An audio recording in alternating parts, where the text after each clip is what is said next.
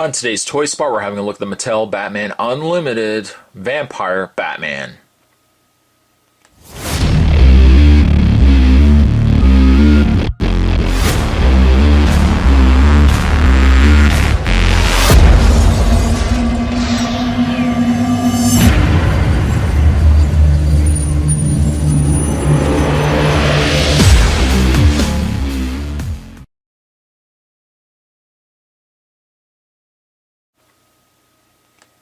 The second release of this wave of Batman Unlimited figures, the other one being the Brave and Beware the Batman. I was going to keep saying Brave and the Bold, but Beware the Batman, Batman. On the side, featured from the what if, not what if, but the Elseworld version of Vampire Batman there on the side. Batman looks like he does come with one accessories, which we'll look at in a second.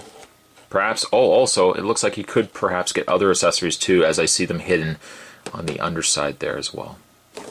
On the back, in the Elseworlds storyline, there we go, Batman and Dracula, Red Rain. Batman investigates mysterious murders involving the homeless of Gotham City. He ultimately traces the gruesome killings back to an underground ring of vampires, led by the infamous Dracula. Although the Caped Crusader possesses superior strength, wit, and weaponry, no mortal can compete with Dracula's undead ferocity.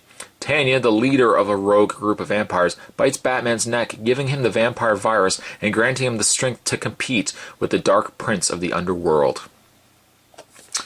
Real name, Bruce Wayne. Occupation, CEO, crime fighter. Location, Gotham City. Powers, abilities, and skills. Vampire strength, which differs from that of the Beware the Batman read-up. Master detective. Vast arsenals of weapons and gadgets. As mentioned already by Spot, the other figure that you could pick up is the Beware the Batman figure. What I am going to do is take a break. I'm going to get this opened up, and when we come back, we are going to get a better look at the Batman Unlimited Vampire Batman. There's definitely more to come. Don't go anywhere, guys. Stay tuned. Though this particular Batman does not actually come with a display base, it does, however, come with accessories, which is something that unfortunately was omitted with the Brave and the Beware the Batman Batman. Before we have a look at the accessories, let's have a look at the figure itself. It's, you know what, as a whole, it's nice. It's actually a pretty good figure. The first thing that I noticed when taking it out of the package was the color is very nice on this particular figure. The choice of color, though not a traditional Batman color, but the choice of color in his upper torso and legs is quite nice. It's almost got a vibrancy to it, though it's really just a blue-based gray. Coupled with the black in the boots, the underoos and gloves, it does actually really show the figure very nicely. I also like the Bat logo that they have on the chest of Batman. He's a much narrower, much skinnier Batman, which almost is my initial concern with the figure itself. I feel as if, as what memory serves me for reading the initial Red Rain, I feel as if Batman should have been a little bigger in vampire mode than he should have been as... Because he seems like he's even smaller than a standard Batman scale. Like, he seems a little lankier. And I feel as if he should have been a little broader in the arms, the legs. Almost what we've seen with the cover of him kneeling at the side with the bats all flying around him. So I feel as if he's a little too narrow, a little too skinny in figure form for my liking. The cape is very interesting. It's a very new way to approach the Bat cape. And the fact that it is very narrow at the top, which I'll get into in a second, and it billows out to not quite even a triangular, but more of almost like a Star Trek. That's a horrible description, but almost like a Star Trek symbol, where it billows down and then it jets back further up. And I like the way the folds work on the cape itself. Not only is it just black, but it's also got some additional highlights that almost carry itself from the coloring of the suit into the cowl as well. And it carries also into his neck, which adds a nice bit of lighting to that figure. I also like the lighting in the ears, in the peaks of his cowl. And I also like the coloring that they've put in even in the side and front of the Bat face, the Batman face. Which really, for me, again, only says, well, why couldn't they have just incorporated some of this into the Beware the Batman figure? That figure was just so almost muted in the fact that it just was one singular color, that had they incorporated just some additional washes, something to it to make it jump out. The choice of coloring that they use for the utility belt is a nice also color scheme between the yellow and then almost a metallic yellow that they've put on the buckle as well as all the little capsule compartments. Batman's hands are curved or bent as if he could lunge, or he's almost got more of a claw look to his hands themselves. And then, of course, that brings us to his face, which Spot has kind of just tiptoed around. The face is a very, very nice sculpt of Batman's face. What I like about it is it's so different than what we've gotten with other Batman figures. After a while, you get so many Batman figures where they just start looking the same. There's variations to them, but they still kind of all start looking the same. This particular Batman doesn't have that. I also really like the fact that it looks like you can see his nose underneath the point of his cowl, which is something we never get with a Batman figure either. So some nice work there. I really like that. Again, I just feel like the figure should have been bigger. It just feels a little too small, lanky for my liking. It should have been just a little beefier. But that, aside from that, that's, I suppose, it is a substantial gripe, really, from my opinion, but I feel like the figure could have been bigger, but the figure as a whole is really done well. He does have some accessories. He has I assume this to be some sort of dagger, vampire dagger.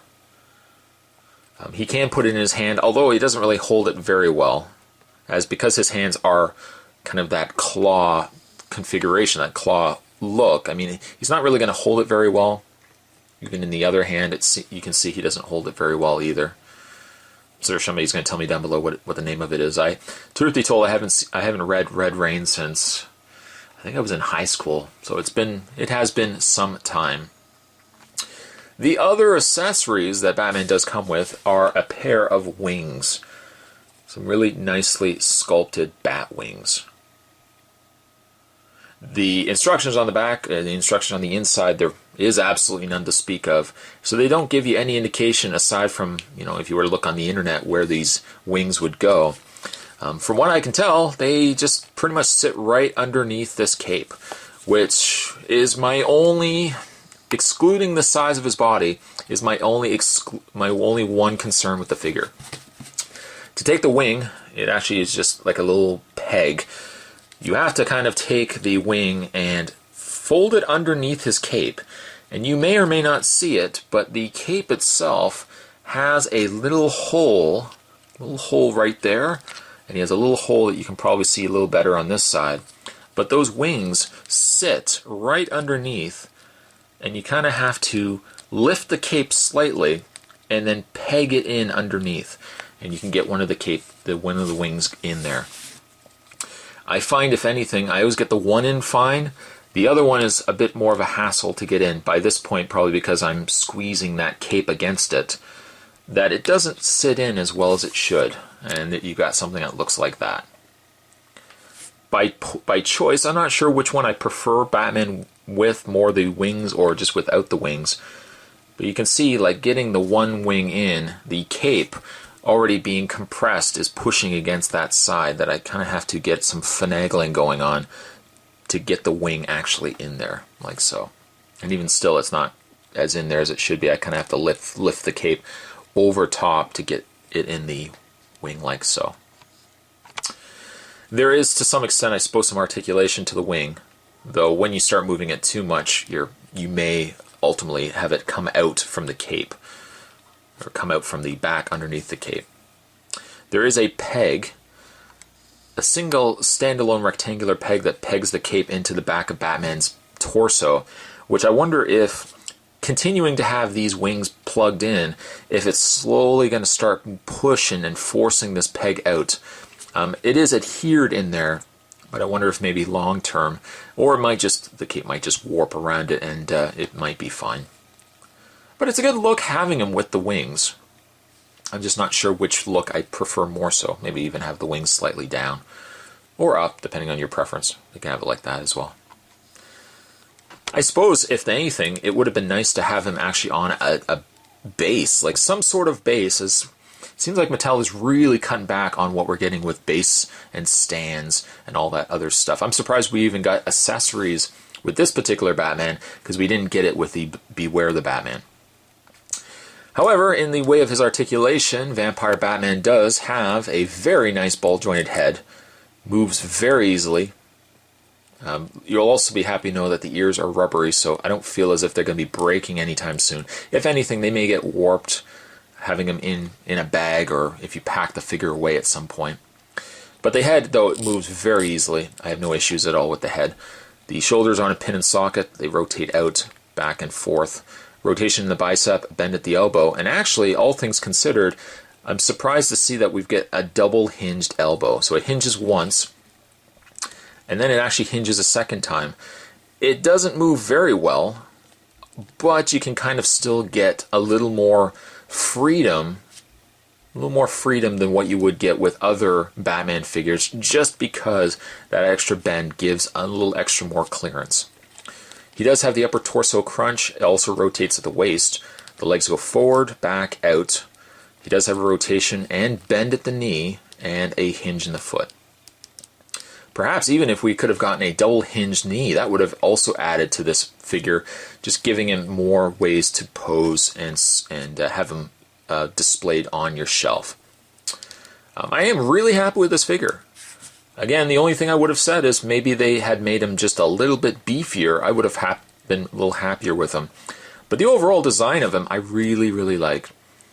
And I don't know how many more figures we're going to get from Mattel, certainly with DC Universe and Batman Legacy, Batman Unlimited figures really coming to near the end of their life. I would love to see them approach more Elseworld story Batmans. The chances of that happening, perhaps, very slim to none. Unless maybe we get subscription-based figures, and then that could be a possibility. But Vampire Batman does very well. I'm happy with the figure. I'm happy with how he turned out. And I'm also happy that he's just a different Batman. As what we would normally get, this is very outside the box. Vampire Batman, I'm going to give him an 8.5. Today's Toy Spot, we're having a look at the Mattel Batman Unlimited Vampire Batman. Certainly stick around, guys. Spot's got more Toy Spots heading your way. See you guys next time.